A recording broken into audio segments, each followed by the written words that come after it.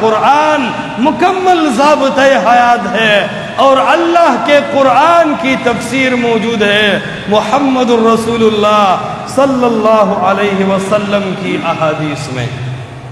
کراچی میں تو یہ فتنہ مجھے زیادہ نظر آ رہا ہے، انکار حدیث۔ لہذا ہوشیار رہو، قرآن کی تشریح ہم اپنے عقل پر نہیں کرتے، ہم قرآن کی تشریح کرتے ہیں محمد الرسول اللہ صلی اللہ علیہ وسلم کی زبان اطہر پر۔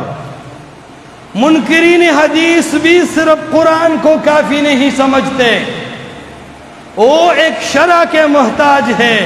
ہم بھی صرف قرآن کو کافی نہیں سمجھتے، ہم بھی قرآن کی شرع کے محتاج ہیں۔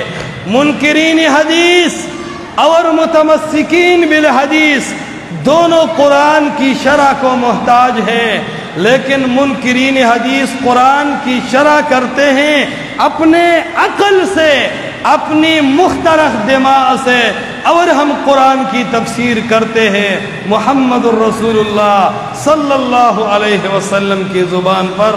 انزلنا الیک الذکر لتبین للناس ما نزل الیہم، جو اللہ کی طرف سے نازل ہوئی ہے قرآن، لتبینا، اس کی بیان کرنے والا، وضاحت کرنے والا، ایکسپلینیشن کرنے والا کون ہے؟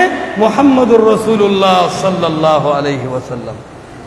بات سمجھ آ گئی کس کس کو یار؟ ہاتھ اٹھائے جس کو بات سمجھ آ گئی۔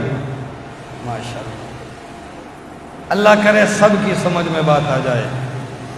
تو قرآن یہ درس انقلاب ہے۔